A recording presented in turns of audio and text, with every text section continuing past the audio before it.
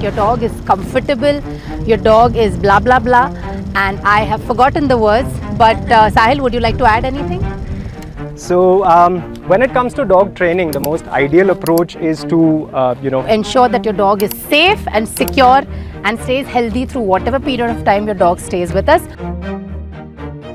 we believe in assessing the dog, right down to the root cause of it, because majority of the times when we talk about behavior issues, we are just seeing the tip of the iceberg. So as a behavior expert, it's my job to ensure that we get down and go right to the bottom of the iceberg, and we'll start kind of tilling from there and ensuring that the dog can lead their life. When you get a dog home, train the dog, raise the dog like you would raise a dog and not a human child. Because again, humans and dogs, they're completely different species, and we are learning to coexist in today's world, in today's society, in your home or wherever you go.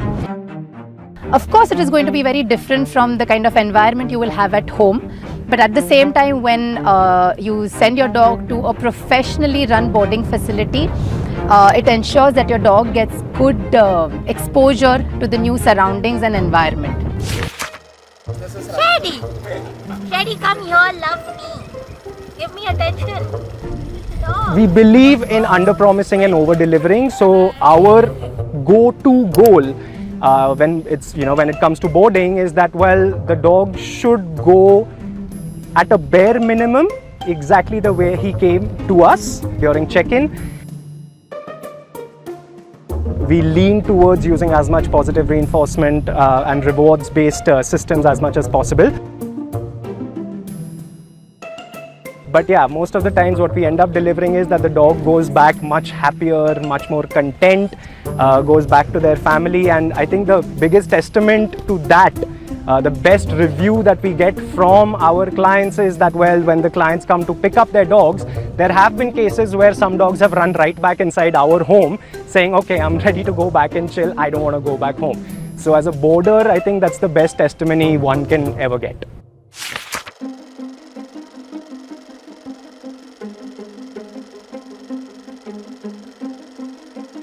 Well, outdoor spaces are always a great idea, right? I mean, as somebody who's come from Bombay, or Mumbai, sorry, Mumbai is known for its apartments where the moment you enter, the apartment has ended. And, now with the increase in population, the spaces are becoming smaller and smaller and smaller. Coming to Pune is now experiencing what Mumbai has already been through, which is a lack of space.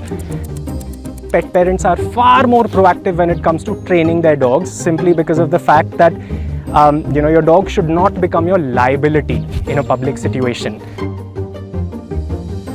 So it's very important also for dogs to have an outdoor space, simply because, again, mud is even something that's recommended by physiotherapists. It's good for our joints and for theirs as well.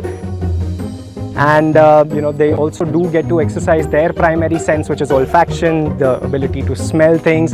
Provides them a lot of mental stimulation along with the physical stimulation. And in general, they just get to kind of stretch their legs and fly low.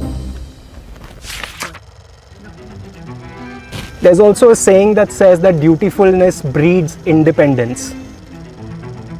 So training is communication. Training essentially just helps puppies and dogs settle into our human world, understand the rules and regulations of our world, and the checks and balances. The more proactive we are with our dogs, the better results we will see. There will be some short-term results that we will see, and then there will be some long-term results which we see, which is, in a sense, our dogs being super manageable in any given scenario. So the more dutiful we are with them, the more you will see that they will choose the right behaviors, the acceptable behaviors, the good behaviors, which helps us make them into canine good citizens.